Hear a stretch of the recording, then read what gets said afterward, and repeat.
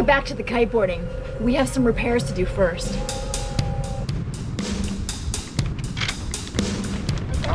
No. Yeah. 1, 2, 3. Good?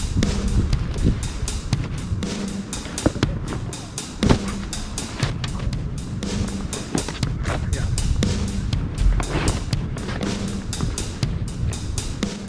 Some of these stitches. Potentially. Take some of these off. Or no, this off. The blue, yeah. Yeah. This part, this will serve as your guide for the sort of the force vectors. So, you know, probably one here, one there, and possibly one in the middle. I could do 3 because it's thin.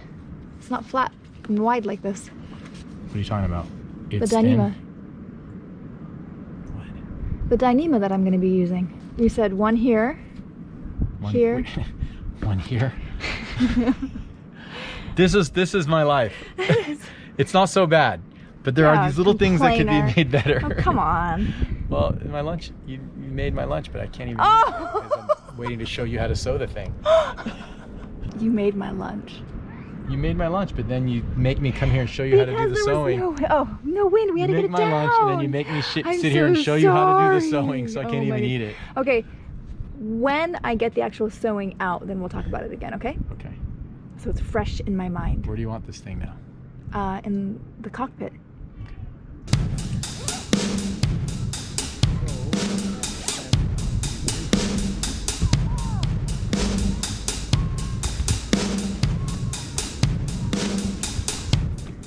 Time to sew. Maybe not today. I think it might be tomorrow's project.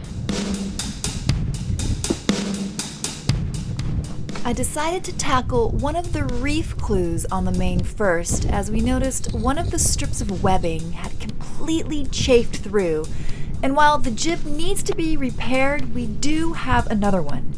We do not have another main, so this was a priority.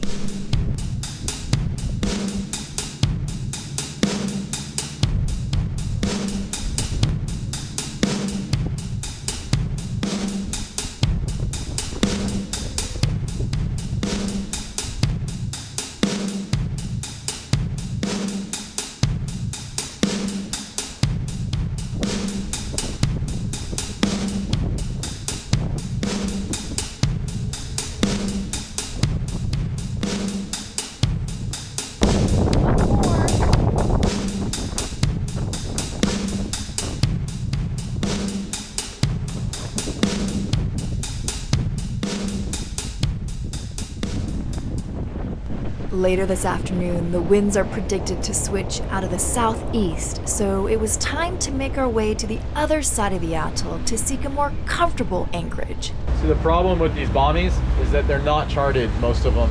Some of them will have kind of circles where the chart makers have used satellite images to notice differences in color, but a lot of times those areas were covered with clouds, or it was not necessarily all the way to the surface, so it didn't show up, but still shallow enough to rip off your keel.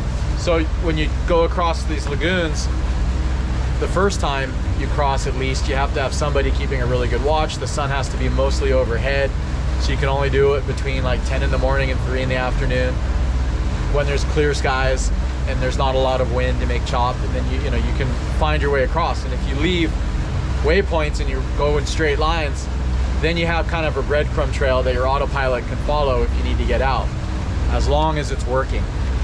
If you lose your autopilot, or if you lose your chart because of an electrical issue or anything else, now you're back to eyeball navigation. So that limits the times of day that you can go and still have a plan B option if you lose your charts. We have confidence in this route, and like I said before, we have good visibility and the engines seem to be running well, and we have a sail rigged and ready, and the wind's not too radical, and if we were to lose systems, we still have backups.